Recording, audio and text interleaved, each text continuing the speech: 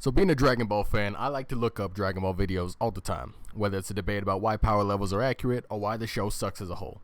I've recently come across a video of a YouTuber named the SassJacket explaining why the Broly movie sucks, but the gimmick is he doesn't know anything about Dragon Ball while attempting to incorrectly reference Dragon Ball the entire time.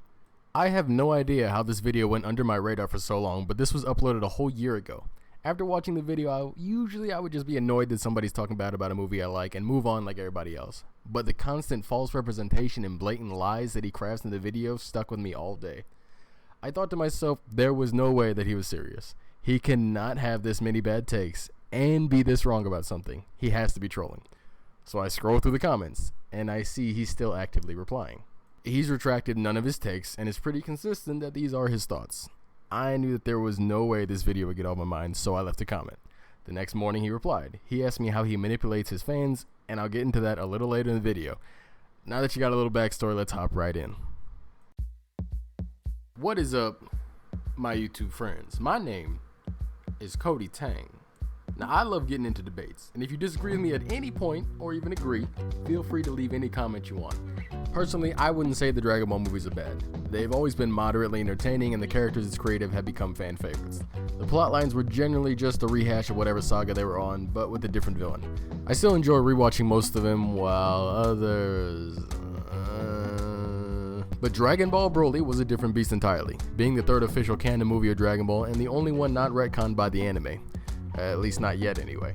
The movie has a lot more to take in, as well as give a long-awaited backstory of the Saiyans. So when I watched Sassy's video and he tore every moment of the movie apart in the most uninformed way possible, I would definitely say I was pretty annoyed.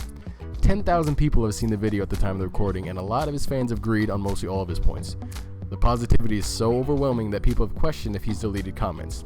He denies it, but I'm skeptical myself. Now Sassy here has his likes and dislikes disabled. He says it so nobody can judge him before watching the video, but this is YouTube. We all know exactly what it means when you have the like bar disabled. And there's a valid reason people on YouTube dislike something in the majority. I can't name any cases off the top of my head where a video was showered in dislikes and there wasn't a good reason behind it.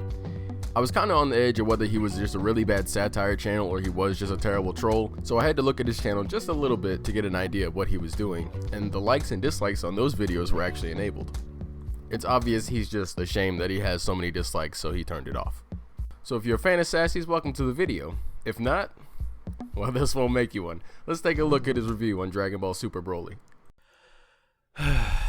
First and foremost, I'd like to say that I was a huge Dragon Ball Z fan growing up, and Broly was my favorite villain, if not my most favorite Dragon Ball character of all time. I still considered myself a die-hard Dragon Ball fan. Then, Super came out, and I took one look at it before vomiting all over myself and what I could only assume was confusion. I didn't have time to sit through the entirety of the filler and powering up scenes, so I just listened to Team 4 Star's abridged version of Dragon Ball Z while I was at work. Alright, so right off the bat we find out that Sassy is a die-hard fan of Dragon Ball. He's so much of a die-hard fan that upon seeing Super he blew chunks without even giving it a chance. He's so much of a fan that instead of watching the actual Dragon Ball, he went for the comedic take with purposely inaccurate and accurate information so he could revive his knowledge of Dragon Ball. I think we're already on the right track, guys. One of my major gripes with most forms of media these days is the sheer amount of pandering, referencing, and Easter egg hiding that a lot of things like to do. Easter eggs have always been a thing in film and games. Any form of fan service at all is already considered bad, so strap in, everybody. King Cold arrives to meet the Saiyans and introduces his son Frieza, and announces his resignation from the role of Galactic Overlord and places his son Frieza in charge. I have no issue with this, as I've always wondered where that transition happened. This is going to become a hypocritical statement throughout the video. Just remember that if Sassy specifically wasn't wondering about it, then it doesn't belong in the movie. But any sort of explanation that he couldn't think of himself, he will wish it was gone.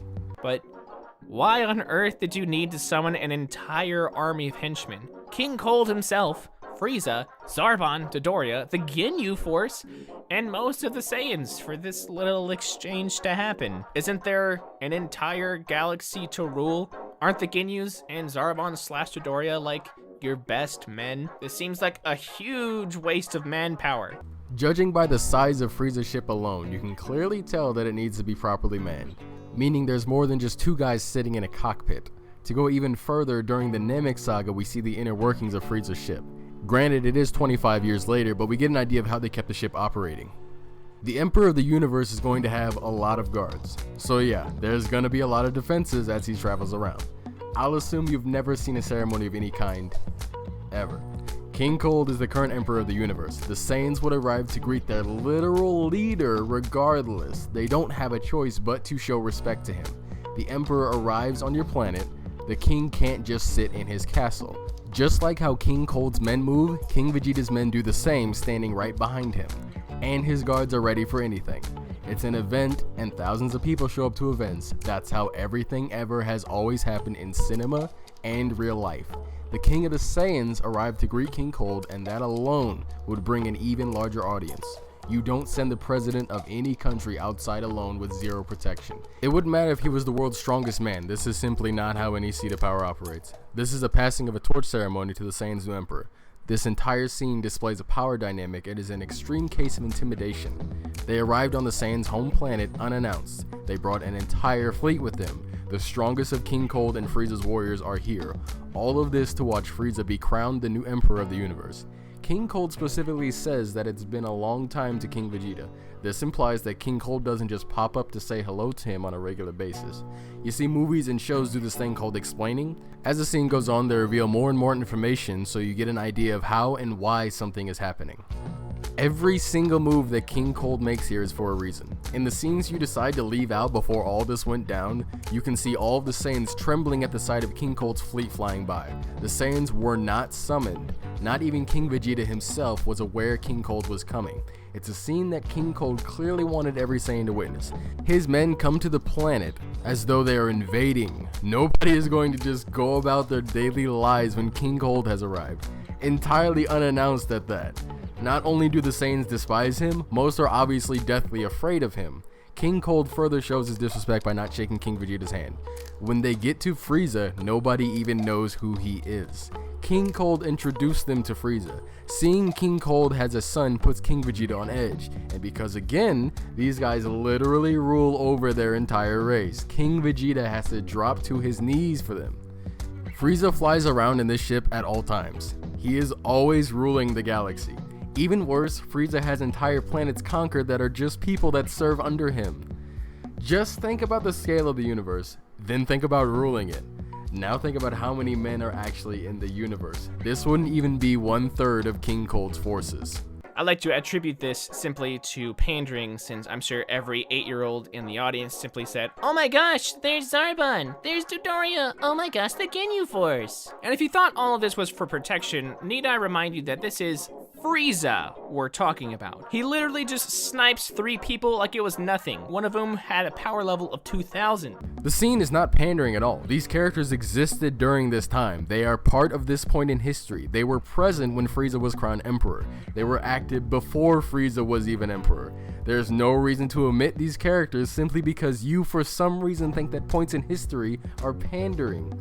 Frieza always has henchmen around him. Always.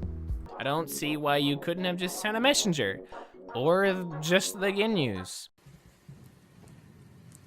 Huh? Then we have an unnecessary moment in the movie where they introduce the Scouters that we all know and love, but for some reason, it's Frieza handing them out. Hey everyone, I brought cookies, come get one. It's like in that scene from the prequel to The Thing, where that girl told that guy not to take the axe out of the wall because the axe was in the original Thing, and they have to show everyone how that axe was so important and make it a Easter egg or reference. I don't know which one this is, but my point is, it's unnecessary and it's answering a question that literally nobody had. Where on earth did the Scouters come from? Who cares? There's nothing unnecessary about backstory in an origin story. The examples that you provided add nothing to those movies. Obviously, they're stupid. This is a new introduction to something in the canon that has never been shown before. This scene is not shown just to make you go, oh wow, Scouters, I remember those. What Frieza is doing here is presenting a new technology, an upgrade to the scopes that they were using up until that point. These Scouters further restrain the Saiyans and even Frieza's own men in what they can do and say, as stated by Bardock in a much later scene here. Vegeta, feels good to be home, huh? Yeah. What do you figure this is about? It must be important if Frieza ordered all the Saiyans to assemble. But Maybe the bastard has some big plan he needs us for. Your scouter's on. Watch your mouth. That's right. Wait a second. Was that a newer model scouter? And is that even older armor the Saiyans are wearing? Wow, this movie must be pandering. But since nobody in the movie pointed it out, that means Sassy didn't notice it. So he wasn't able to call it pandering. The scouters allow Frieza and his people to constantly monitor every single moment of anyone serving under Frieza. He also isn't passing them out to everybody as though he's some sort of salesman. Just take a look at this scene. These aren't goodies unless you're talking about them in a much darker sense. I'll leave 500 units behind as a gift for your troops. If you don't think that's enough, feel free to complain. I believe we're done here. He's instead demonstrating their ability. The only reason that Frieza even kills these two men is because they were aiming weapons at him. He shows what the scouters are capable of doing and even intimidates the Saiyans even further with his own power. So not only do they have a brand new ruler that is more ruthless than the last, as stated by King Cold, but they've now been exposed for their aggression toward him.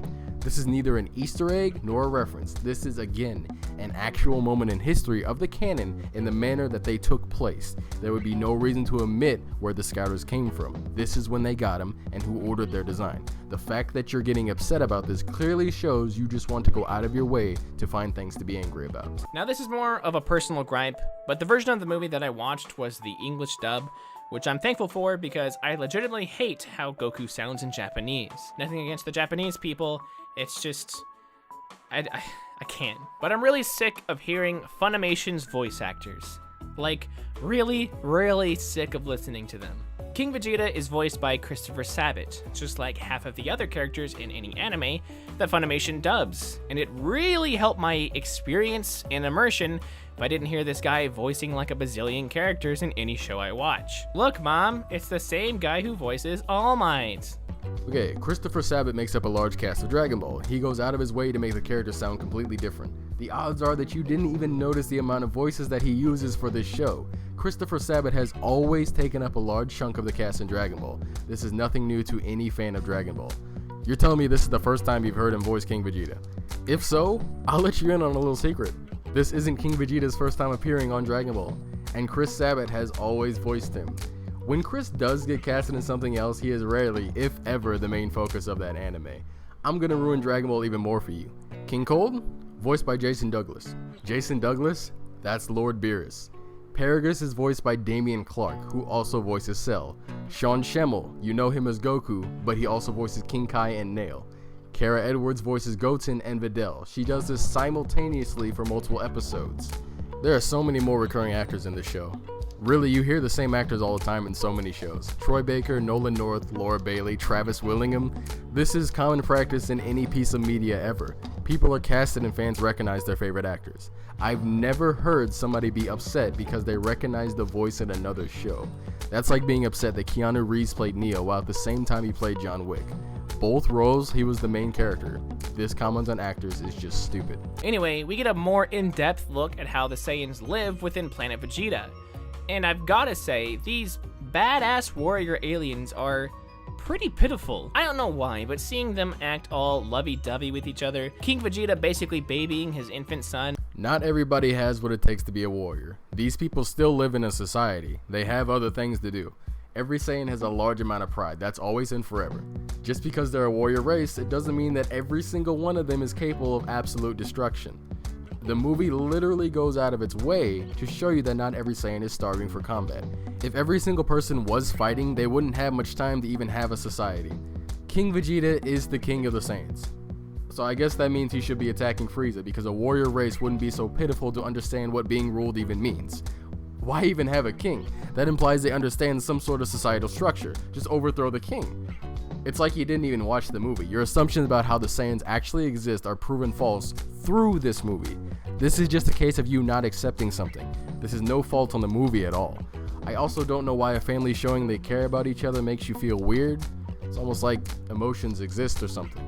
There's a scene where King Vegeta is talking out loud to his son, who can't understand words yet, about how he's so ready for his son to be king. And he turns around and there's just another baby in a test tube behind him. I'm not really sure how tyrannical King Vegeta was during his reign, but something tells me most people with a couple brain cells would know that baby Vegeta, being royalty and all, should get his own isolated space in this area. But these dumbasses just put Broly here. Oh yeah, that's Broly. They just put him right next to baby Vegeta and proceed to tell King Vegeta that Broly deserves to be there because he's like 100 million times stronger than Vegeta. Well, I'm glad you were so selective with the screenshots that you've shown here, because anybody who actually watched the movie knows that Vegeta is very well isolated. In fact, he's in the center of the room on a raised platform above even the Elite Saiyans with the highest power level.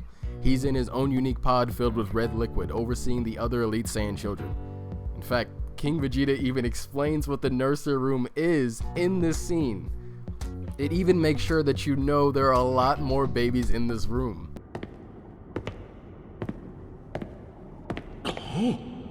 Who is this child?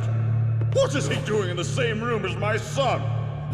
Your Majesty, this is Broly. He is the child of Colonel Paragus. This nursery is reserved for exceptional children who become Saiyan elites, not some low-ranking baby taken off the street.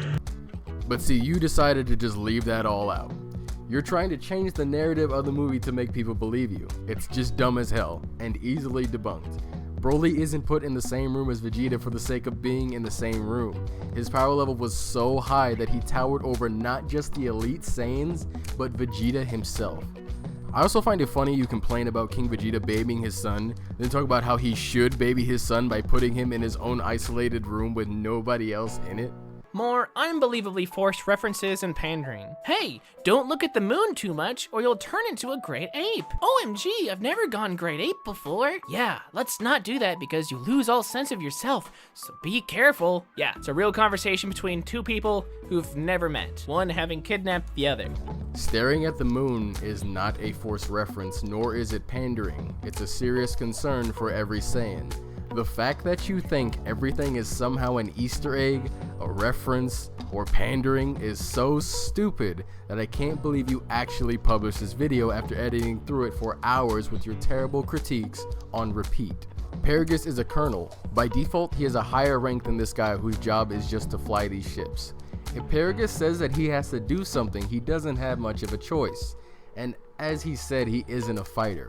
Why would he keep trying to go against Colonel Paragus's orders? If you don't believe that Paragus is a colonel, then let me show you this scene again. This is Broly. He is the child of Colonel Paragus. Paragus has been on the battlefield countless times. The pilot has come to terms with the commanding officer. He chose to follow Paragus onto the ship. He put himself in this situation, and Paragus hasn't made any attempts to kill him. In fact, he's on board with getting his son back. We know this because of this scene. Destination is some remote location I've never seen before. Yes, apparently it's a planetoid called Vampa that orbits around Star 94. But why send him there? We don't know of any inhabited planets in that area. The King's goal isn't to conquer the system, it's to get rid of my son. But I'll make sure that Broly survives no matter what. Okay, I understand, but don't worry, Beats. Once I rescue Broly, we'll go live on some other world where I can train him myself. After you drop us off, you can head back to planet Vegeta if you like. Paragus has told him his plan and even reassured him that he has no intention of causing him any harm. The pilot is much more inclined to help now that he knows the child is on the line. While on a planet that the pilot has never even seen, he's obviously going to want to listen to everything Paragus says. Him not being a warrior and Paragus again being a colonel. If Paragus tells him don't do something, then he's going to listen to him since he is decades less experienced than him. There's this Bardock scene, which means literally nothing besides more pandering and retconning. The literal backstory of the main character of the series. The father of Goku, the main character of all Dragon Ball, the character that people have been reading about or watching since the 80s. His own father, the man that conceived the character, the creator of Goku, who was present during the time that Frieza was in power and before he destroyed the planet. The inclusion of the main character's father is somehow pandering. Amazing. Let's ignore the events that would lead to Goku getting to Earth during the history of Dragon Ball. Why would we show that when that is something that happened during this time. I can't believe they would show history in the history of a series. This is such pandering. I can't believe this. Yes, they retconned how Goku came to Earth, but Bardock's inclusion in this is not pandering. It's funny how you don't consider the inclusion of King Vegeta pandering. This movie shows how these three characters were destined to meet. Obviously, it's going to show how they all got to where they need to be. Frieza shows up to blow the planet away. Only, there's none of that scene from the beginning of Z where Bardock fights valiantly to save Planet Vegeta, or even anything from Bardock, the father of Goku. You said that you recently watched the show before making this video, so I'm going to assume that you were watching the Kai version of the show, where they do take the scene from Bardock, the father of Goku, for the beginning episode.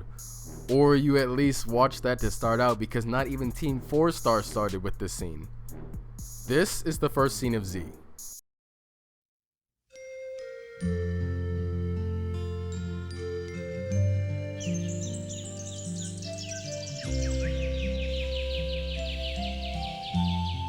Here's the first scene of Kai. Just another lower-class warrior child.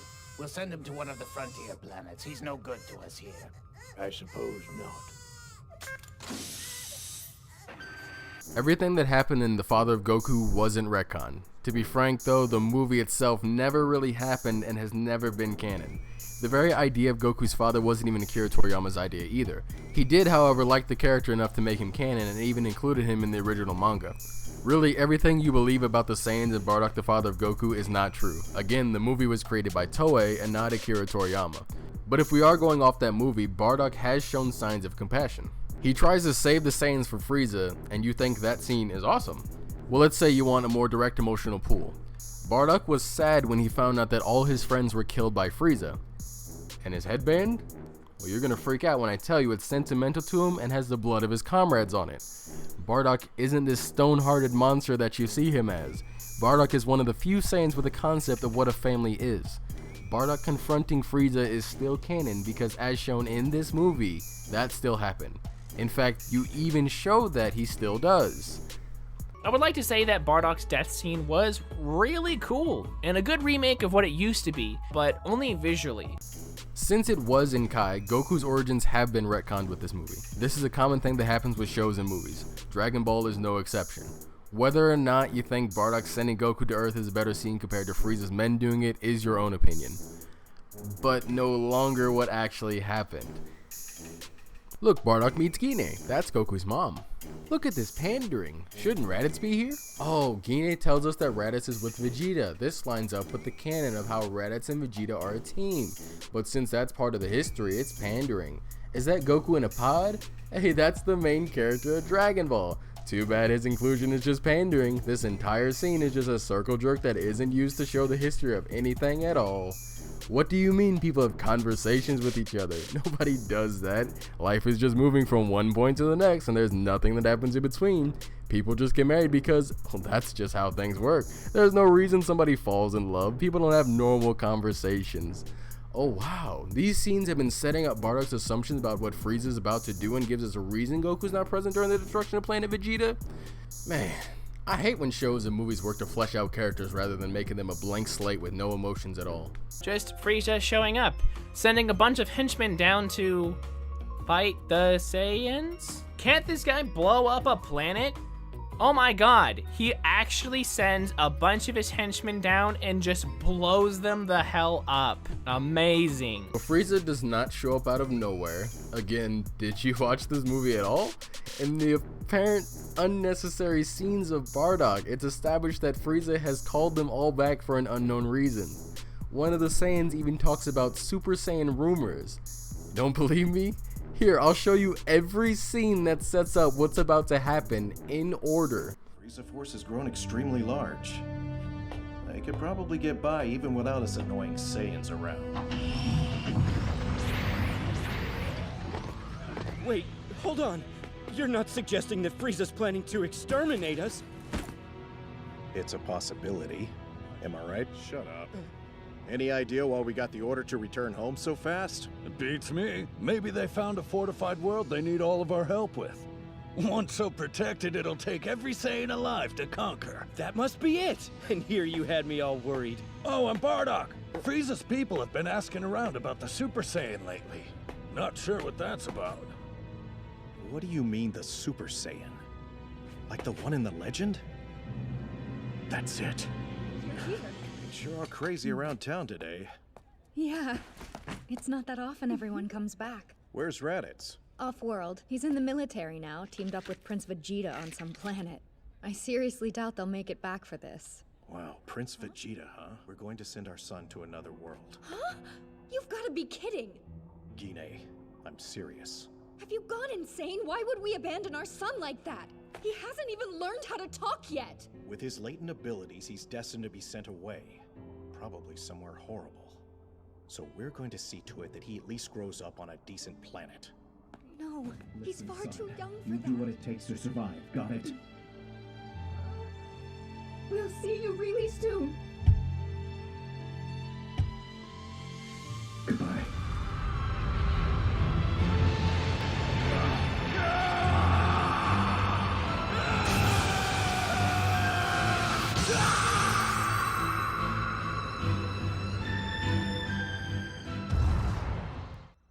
Amazing how much just paying attention and letting a movie show you what's going on can actually do to explain every moment.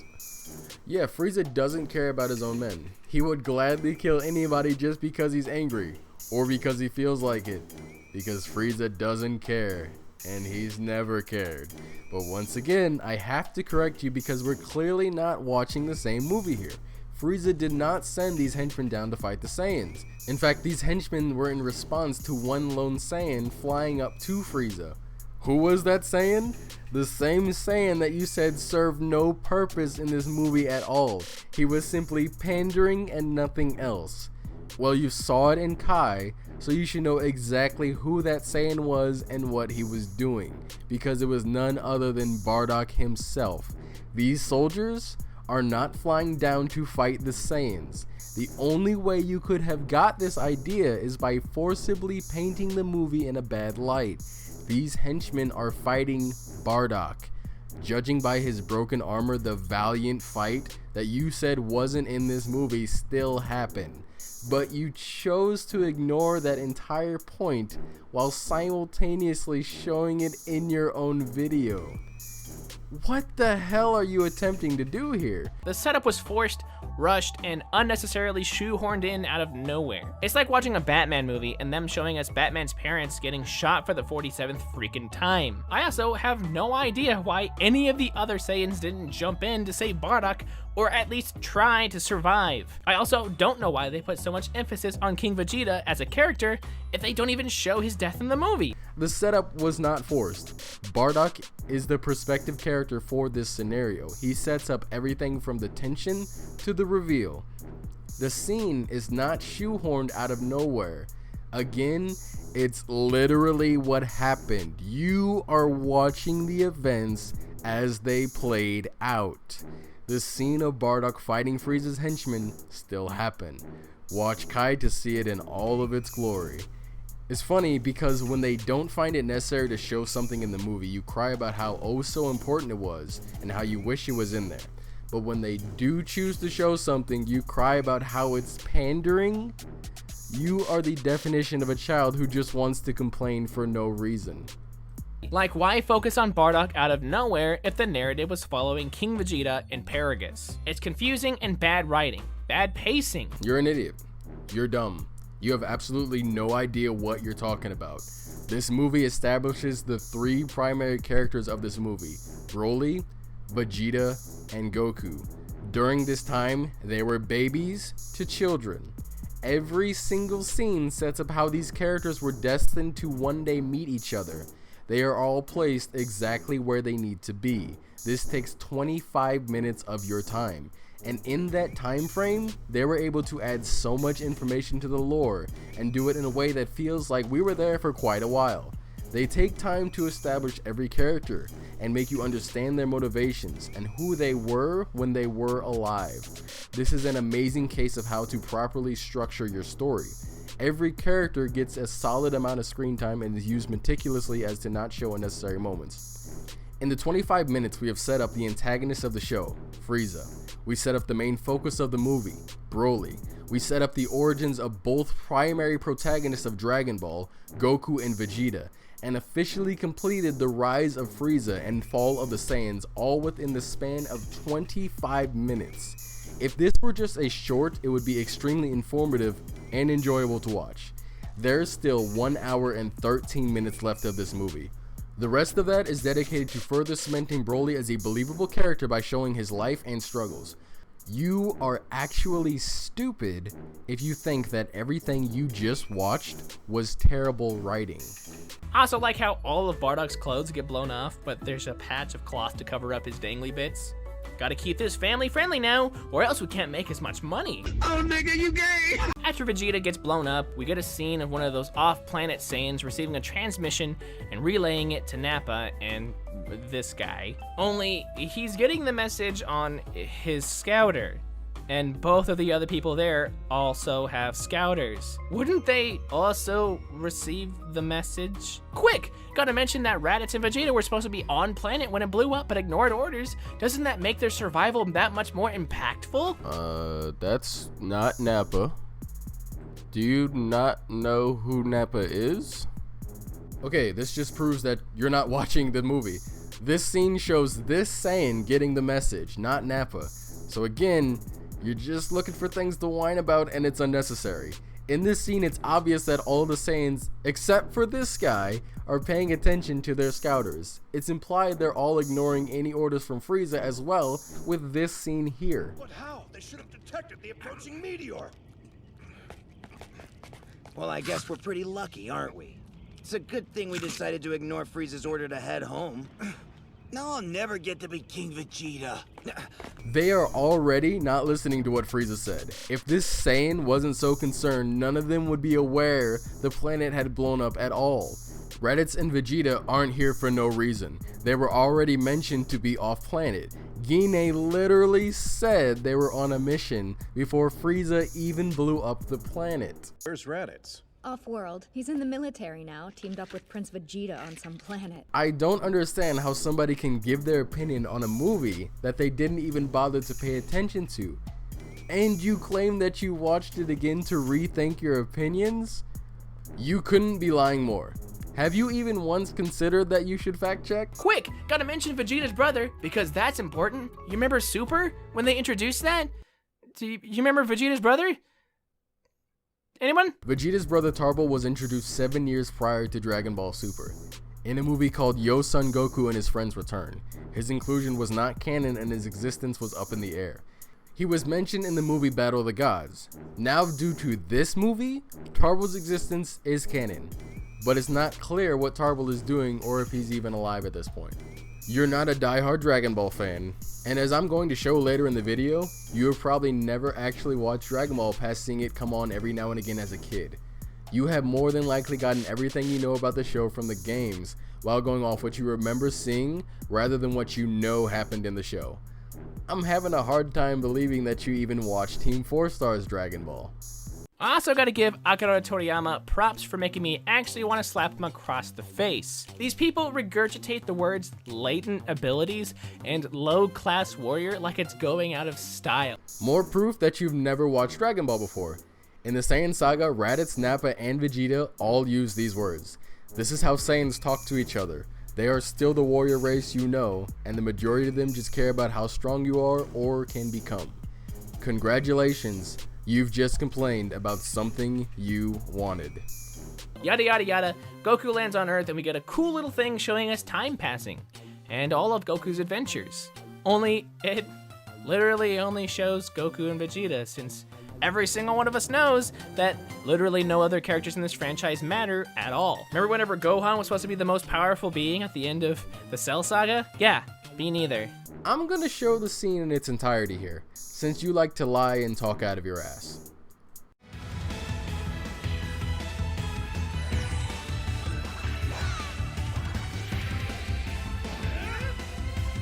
This is what's called a transition. It's a shot in any sort of media that leads into other scenes. The scene in question is literally the introduction to our main cast, starting with Goku and then Vegeta. If you ever wanted to talk about pandering, this is the time you decide not to. This scene is purely fan service, from Goku aging up to Vegeta and Goku sparring with each other. This scene is used to hype the viewers up and make you feel that sense of awe as we swap to modern day. You ignore that they have shown every villain of Dragon Ball Z. Even after your second viewing, somehow these pictures are moving too fast for you when you now have the ability to pause it to process what you're thinking of. Every villain is in the background of this 4 to 5 second scene, starting with Raditz and ending with Super Buu. Somehow you manage to criticize this scene. Nothing happening here is worth criticizing. You're just whining in an attempt to get people on your side. Here, I'll criticize like you are real quick so you can understand. Aw man, here's the nostalgia scene that they have to put in every movie that overviews the excessively long series as a whole in quick succession.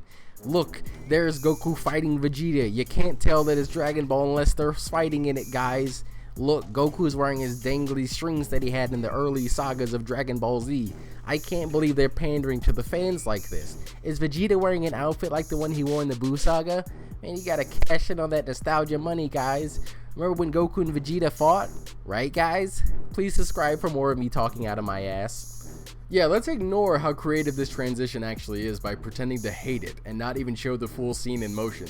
So anybody who was considering watching the movie will now think that it isn't just 3 seconds long, and instead will think that it just shows Goku and Vegeta fighting while history slowly flies about in the background.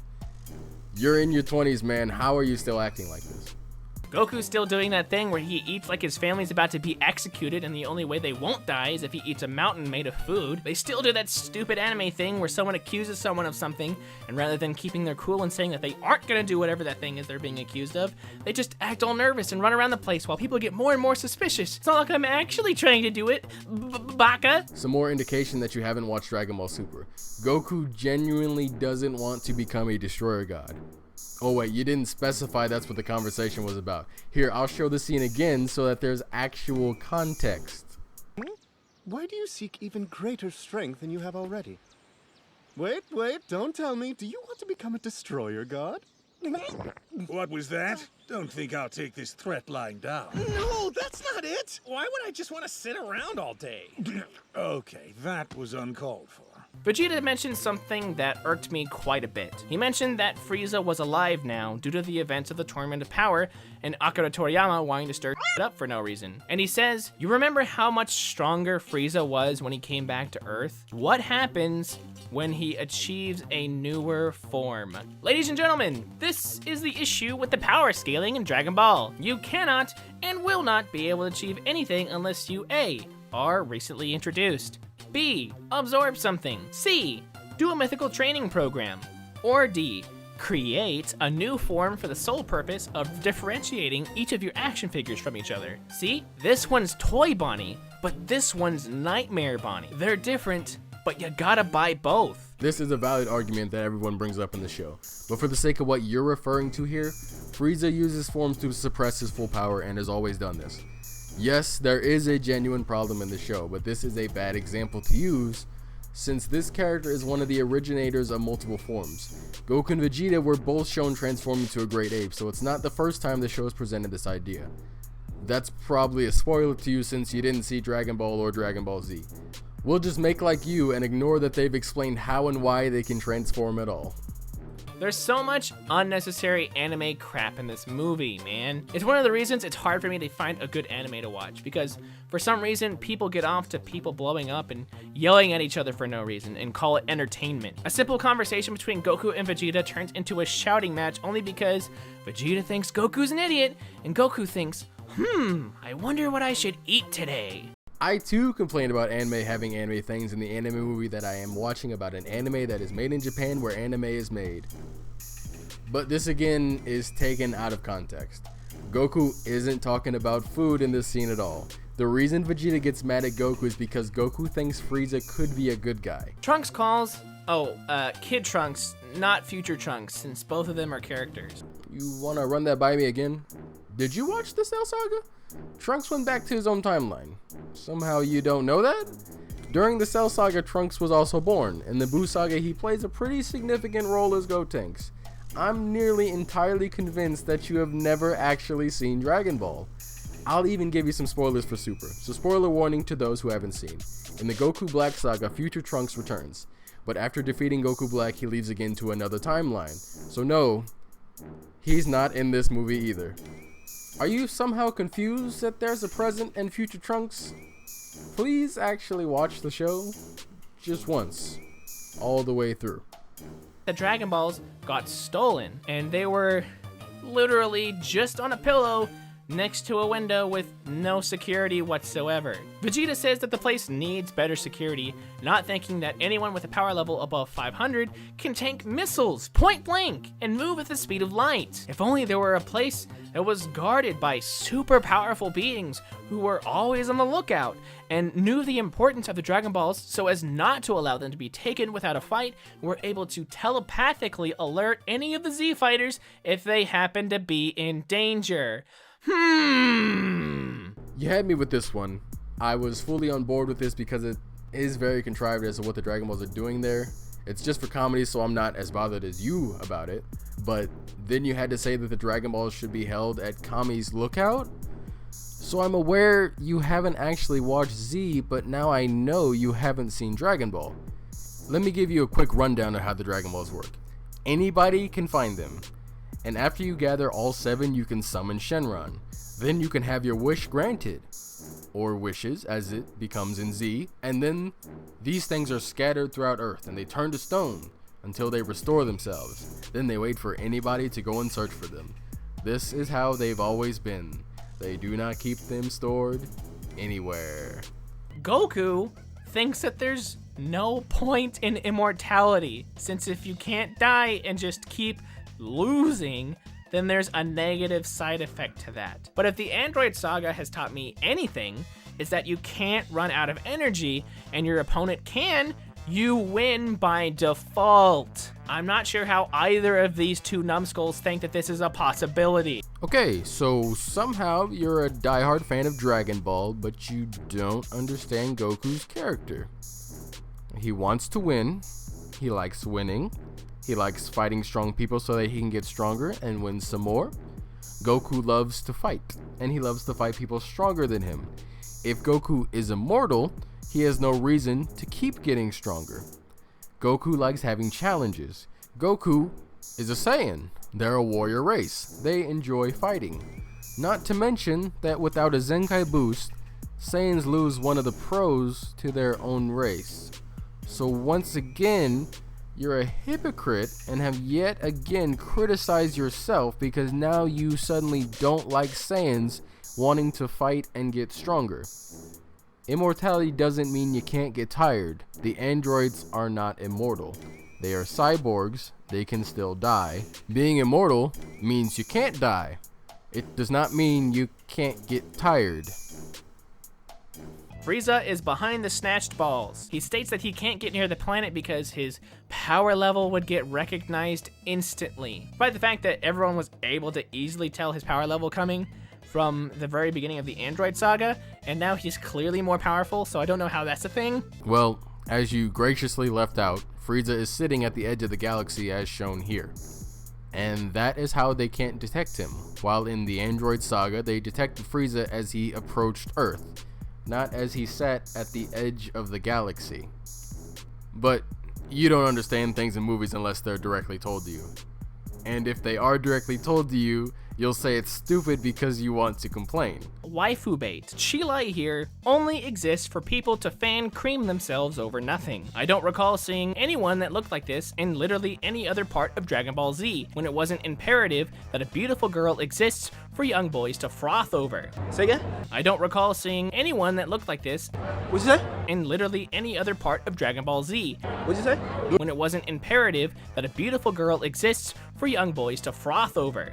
Just like this, when I hit something soft instead of the wall, it was you! I don't know how I can repay you. I could have cracked my head open, but this is so soft and nice. Thank you so much. Let go! Please, I was only trying to show you something. How to be a lecherous old man. No, I was just trying to show you how these flotation devices saved my life. Well, It's been like 20 years since Paragus crash landed on a completely devoid of life planet, save for a ravenous species of monsters, but oh my god, what's that? He still has it. How the hell did you make that? You had literally nothing to make it with. And if you're saying he crafted it from the parts of his ship, I don't care. How does Broly not just rip the damn thing off at any point? So the only logical explanation that you can find is not the answer to your question. Okay, so you just want to be right in this scenario. Not only did you become aware that you already had an answer to what you were asking, you went ahead and kept it in the video. You are dumb enough to allow yourself to believe the actual place that the collar came from cannot be the place it came from. Paragus never says that he made the device. To continue going with the original Broly movie story makes no sense. It's obvious where he got the collar. It came from the ship. They were stranded on it, and as you said, there are no other resources. It's most likely used to bring prisoners in. You can either go with that, or say he made it from parts he took off the ship. Broly doesn't break the device because his father placed it on him. He would not strike back at his father. On top of this, do you really think that Paragus would just go to sleep before Broly does? He has this guy restrained for a reason. He doesn't trust his own son, and they make that abundantly clear. So Paragus and Broly get accepted into Frieza's forces, and Frieza tells Paragus that Planet Vegeta was destroyed, to which Paragus states that he doesn't feel any remorse for the event happening. Frieza then replies, "Is that because you never got your revenge?"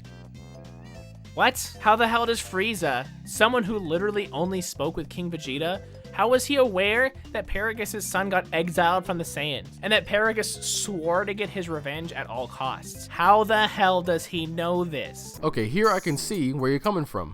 This is valid criticism. Frieza is a cunning character in the show. Judging by how Paragus says he doesn't mourn for the loss of his planet, added with the fact that he was stranded on a planet and nobody came to help him for 40 years, Frieza finds it likely the Saiyans abandoned him. Even further, Frieza recognizes the old armor that he's wearing. It is his army after all, so he can tell they've been on the planet for a very long time. Whether or not this was just a good guess or an accurate assumption is up to you, but otherwise it's valid criticism. Oop, gotta quickly drop that the pelt around Broly's waist is super special, and then clam up real fast so people wonder what the story behind it is. I'm not sure what's wrong with the scene making you want to hear more about a subject. It's literally part of his backstory. Like, what? Can he not have any semblance of character at all? Are you just upset that he's not the same Broly you used to know? Is that where all this hate is coming from? Boobs McGee over here pickpockets the transmitter from Paragus while they're talking to each other. Eye to eye, face to face. I can't argue with you here. I said the same thing. When he grabs this cylinder, obviously used to hold water, try to drop it into his mouth, but then get confused as to what a lid is. Gotta really hammer home that this character is super important so people buy the merch and keep watching. God, it feels so great that Broly is my favorite Dragon Ball Z character, and now he's getting exploited, so the money in my wallet literally disintegrates into nothing. As you incorrectly stated earlier, Broly hasn't been on the planet for 20 years. He's been there for 41 years of his life. He's been living off the land and has never even tasted clean water. How somebody drinking water is somehow merchandising doesn't even make sense. How in the world did you come to that conclusion? Broly has zero education and has only known what his father has told him all his life. That's one of the most believable scenarios in this movie.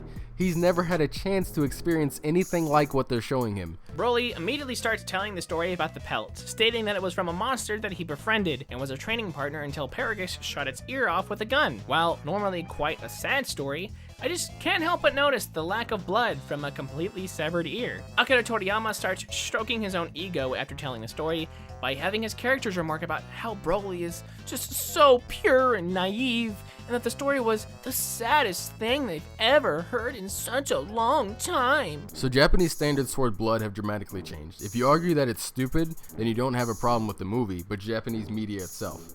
Don't use this as a fault for the movie. Broly doesn't start talking about his fur out of nowhere. He remembered Chi-Lai questioning about the fur earlier, so he opens up to her by talking about the fur. Chi-Lai and Lemmo do not say this is the saddest story they've ever heard.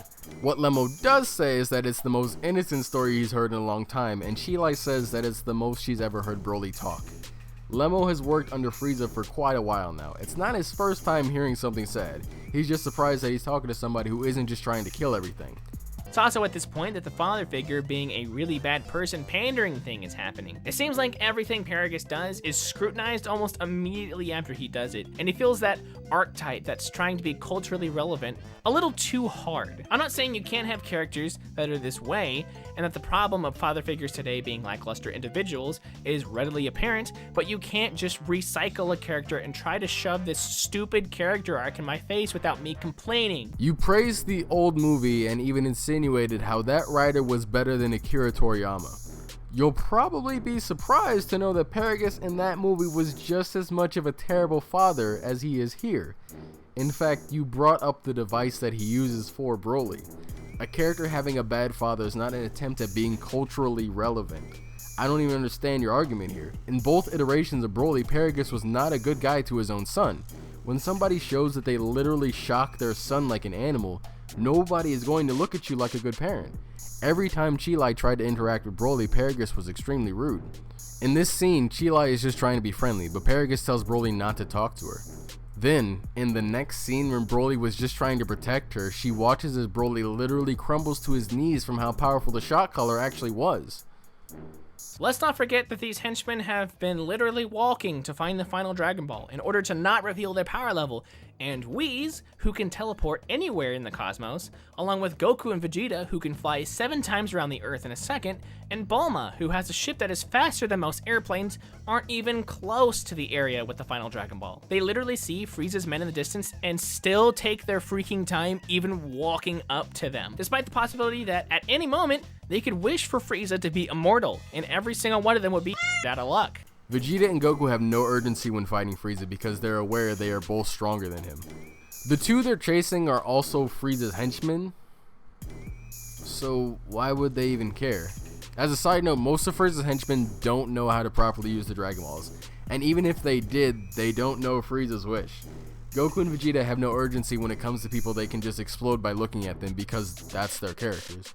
Goku doesn't even attack the henchman when he jumps on the ship. We're also over 50 minutes into a movie with a runtime of 1 hour and 40 minutes, and the only fighting has been Bardock dying, Paragus and a nobody shooting lasers at bugs, a quick sparring match between Goku and Vegeta, and nothing else. Amazing!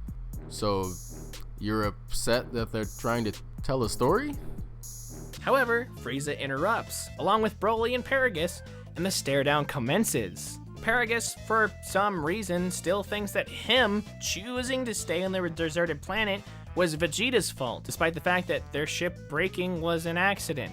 And it was King Vegeta that sent Broly away. What was the point of this movie again? I'm sorry, but what are you even saying here? So since Goku and Vegeta have arguably lived through fighting Frieza, Cell, Majin Buu, and whatever non-canon nonsensical being, and have a plethora of freebie forms to abuse, Broly, who has only fought insects and grass monsters, obviously keeps up with no problem.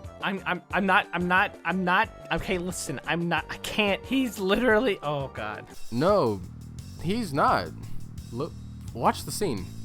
So, as you can see, Vegeta is testing Broly, then he realizes he's underestimating him as Broly quickly learns how Vegeta fights. It's not an excuse. Most Saiyans, especially Vegeta, are experts at adapting to the person they're fighting. The difference here is that Broly has a tremendous amount of untapped power. Vegeta goes Super Saiyan, and Broly effortlessly keeps up. When Vegeta finally does go Super Saiyan, the fight begins with Broly entirely unable to keep up with him. After getting knocked around, Broly starts adapting how Vegeta fights. Still a common thing in Dragon Ball. I was literally daring Vegeta to go anything above a Super Saiyan so I could have another thing to laugh at the movie for, and sure enough, Vegeta goes Super Saiyan God and knocks Broly halfway across the planet. Yes, Vegeta continues to raise his power as he understands that Broly is a very strong adversary and is not to be toyed with, and the person he's fighting will kill him if he keeps messing around. Why wouldn't he use a stronger form? Actually, maybe I'm making the wrong assumption. Did you not know that Vegeta had God form too? Or maybe you're just saying that Vegeta just suddenly got his transformation out of nowhere. And of course, that typical anime fight thing happens where you just feel so much emotion that you get a free transformation out of nowhere. Naruto? A free transformation? The Nine-Tailed Fox is literally a living being inside of Naruto. This is not a free transformation. I'm not getting into it about Naruto. Just know you are entirely wrong about that. Broly's power up here is not a random transformation. Paragus has already said to Frieza that Broly goes berserk like this, but he's managed to never let it go too far. In fact, the scene where he protects Chilai, you see his eyes change color like this. This is what's known as foreshadowing. That is good writing. But that's my bad, I forgot. You're unable to detect or see subtle hints. You only understand things that are directly told, while everything shown you are unable to comprehend. Broly goes Legendary Super Saiyan, and now the power gap that initially only breached upwards of Super Saiyan 2 now expands to reach beyond and all the way up to Super Saiyan God Super Saiyan. Is that really what you think Legendary Super Saiyan looks like?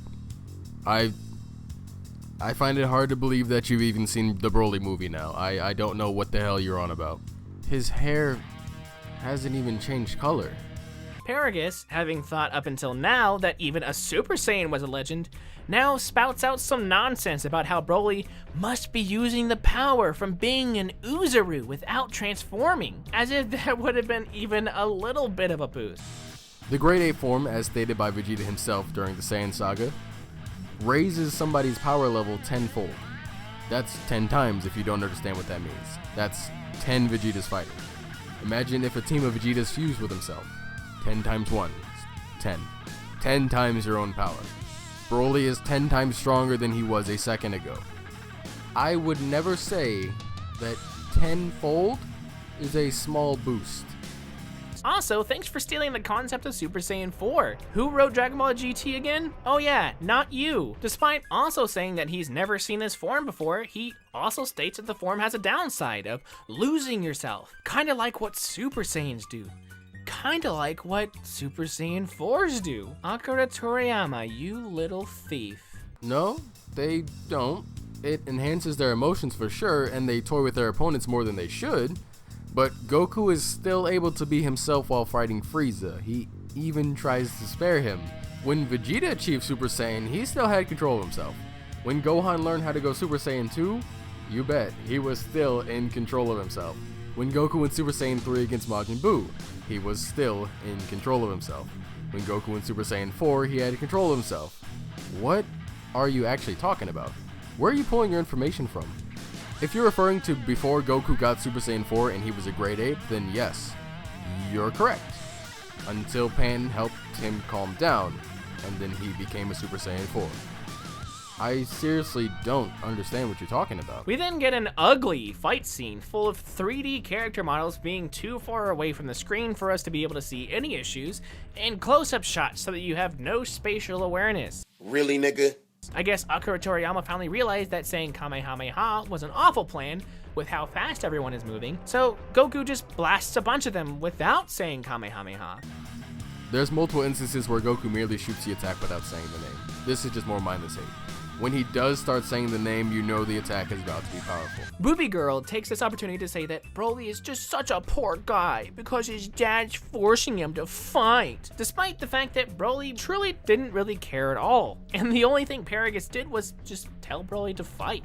He didn't force him or anything. Broly was just immediately ready and needed no coaxing at all. And if Paragus's voice managed to reach Broly back when he was stuck in the mountain, you know, halfway across the world, he literally told him to stop. So, no. Sorry, waifu bait, but your little agenda has no place here. Broly is fighting of his own accord. She even said that Paragus took an innocent kid and raised him to be a cold-blooded savage. Now, I'd like to give her the benefit of the doubt, but when they landed on the desolate planet and found Paragus, they immediately recognized him being Saiyan, meaning that they also should know that the Saiyans are, a cold-blooded, savage-fighting warrior race. But no, it's big bad daddy male dominance. Only bad guys are evil and do things that are bad. Wee wee. Broly respects his dad, whether you like that or not.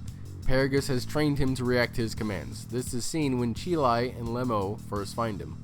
When Broly refuses to listen, he gets shocked. Broly listens to his father, and if he says fight, he's going to fight. On top of this, both Vegeta and Goku are on the offensive, and we're ready to fight. They're being hostile toward him from the moment he sees them. And when you mention that Broly is fighting on his own accord, literally in the scene, he has lost his mind. You've forgotten your own criticism you just gave about Paragus saying that Broly has lost his mind since he's taken on the Great Ape power. Paragus absolutely raised Broly to be a cold-blooded savage. He's trained him to not love. He can't show emotion. He is only allowed to feel something when Paragus allows it, otherwise he gets shocked. And he's taught him how to fight. Broly isn't the brute that you remember him being. You have to remember that this is an entirely different take on the character. If you don't like that, then you don't have to. But don't act like he's still the same Broly. Let's also just ignore this scene where Goku can tell that Broly isn't a bad person. We've had our fair share of enemies, trust me. But I don't think that you're one of them. Since Goku's losing, he decides to pull out his free win pass and goes blue. And I'm not kidding here. Broly, in his base form, plus a minor Uzuru boost, goes head to head with Blue Goku. I literally want whatever Toriyama was smoking when he wrote this. I mean, it's not really a free win pass if you're still losing, so... Well, Toriyama was writing the most dangerous villain in all of Dragon Ball, because that's what Broly has always been since he was first on screen. That's what he will continue to be. That's what we, as Broly fans, and you, as a Broly fan, want. You're lying through your teeth if you're saying that Broly should not be this scary, and you are once again being a hypocrite. But Connor, have some fun, jeez. Hi, I'm a fan, and when I'm a fan of something, I want to know everything about it. I learn the world, its rules, I follow behind a creator like a little puppy. But when I find that whoever is leading me into their world is a bad guide, I lose faith in where we're going. This is what I'm talking about. Your video and the way you're talking to your audience. You're constantly trying to push this narrative. I research Dragon Ball and I'm a diehard fan, so I know what I'm talking about. You're lying. And you know you're uninformed. There's no way you don't. People subscribe to you because they enjoy your content and they find they agree with most of what you're saying. So they expect that you're going to be honest with them and not lie to them to make yourself sound informed. If you don't know what you're talking about, that's fine. Take the time to do some research and fact check your claims. You have pretentious people like you and people on the edge about seeing something, so you put together this lie to get people on your side.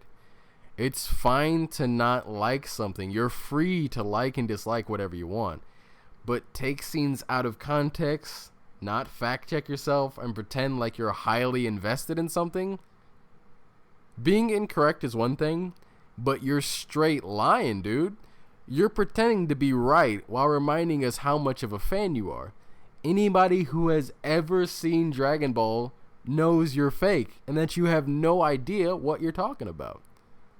You don't even know how Dragon Ball Z opens. You didn't know both Future and Kid Trunks are separate characters. You're surprised that Christopher Sabat is a major player in the voice cast.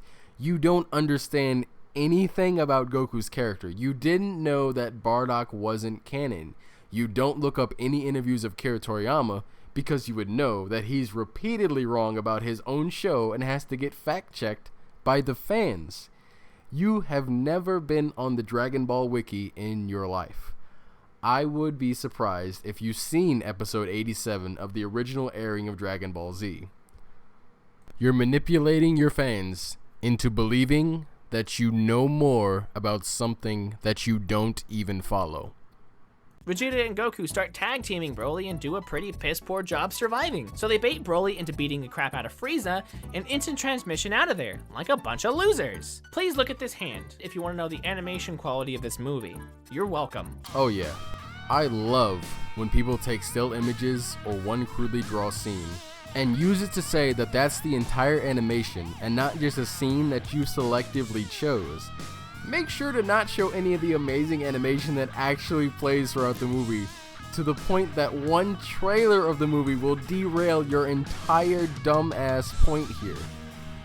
So Goku and Piccolo show Vegeta how to do the fusion dance in 30 seconds, but they touch fingers, so I'm not sure why Goku and Piccolo aren't fusing right now.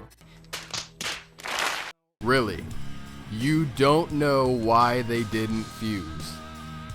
Their power levels have to be the same to fuse.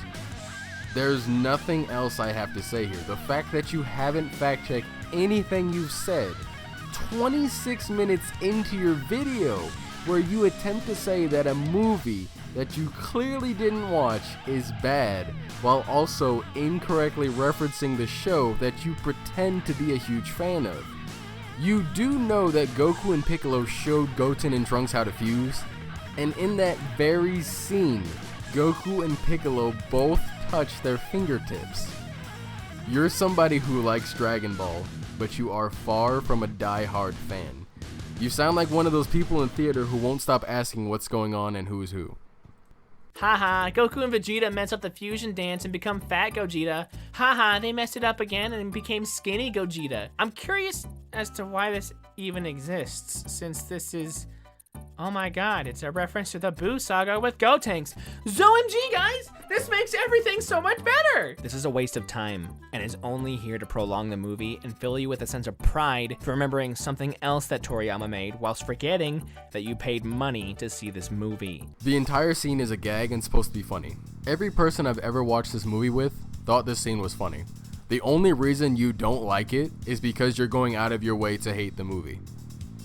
Hey, remember that whole Ultra Instinct thing?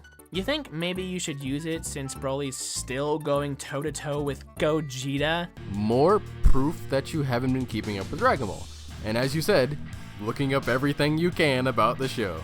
Anybody who has watched Dragon Ball Super knows that Goku can't tap into Ultra Instinct on command and never has been able to. At the end of Dragon Ball Super, spoiler, Goku even says he's unable to remember how he can even do it. Note how literally none of the monsters currently on the field run over to the dragon to either kill it, steal the wish, or stop the wish from even happening. Well, they wouldn't kill Shenron, and Gogeta and Broly are literally in the middle of a fight where Broly will not back off. Any wish making between these two is simply not going to happen. On top of that, even if Broly hadn't completely lost his mind, he has no idea what the Dragon Balls even are. Gogeta starts charging up a Kamehameha because Gallic Gun or Final Flash isn't as marketable, and Chilai wishes that Broly would get teleported back to the horrible planet he grew up on. You also know how Shenron likes to take his time by saying, "Your wish has been granted." Yeah, no, within light speed, times a million, Broly is out of there. So Vegeta's two signature moves are somehow not marketable to you. This isn't even a point against the movie, you're just going out of your way to say provocative things. Gogeta has never used Final Flash or Gallic Gun. Vegito doesn't even use Final Flash, he mixes it with the Kamehameha, making it the final Kamehameha. But since you didn't see it, it never happened, even though you say you like to know everything about the show. Wait until you learn about how fast Goku's instant transmission is if Shenron's granting a wish surprises you. Also, didn't this new Shenron grant 2 wishes? Shouldn't he have asked what the second wish was gonna be before piecing out? Did you forget that, Akira? That is valid criticism. All the extra characters escape, and Gogeta confronts Frieza by letting him go instead of, killing him. And before you say, Frieza's learned his lesson, straight up, the next scene is Frieza literally committing genocide on another planet. All of this is on you, Goku and Vegeta. Great job. Also valid criticism, but it's not the first time a villain has been let go in Dragon Ball. And that's it. There's nothing left I have to say. You've ripped this movie apart using points that are entirely false. You've complained about things in the show that either never happened or that you just incorrectly stated. You used what you thought you knew as fact instead of fact-checking. I'd recommend pinning a comment stating that none of the criticism you've given in this movie is accurate. I would absolutely love to hear how you'll back up all the statements you've made here. When you criticize something, usually you can find a few good things you enjoyed about the movie. The only positive criticism you've given was that the fight got better after Gogeta. You didn't reference the music, you didn't compliment the changes to the characters, you haven't mentioned the new art style of the movie, you've gone through the majority of the video just mindlessly hating. It's hard to believe that you actually even like Dragon Ball after this video, and I strongly suggest that you take your time to watch it. Next time you criticize something, please actually know what you're talking about.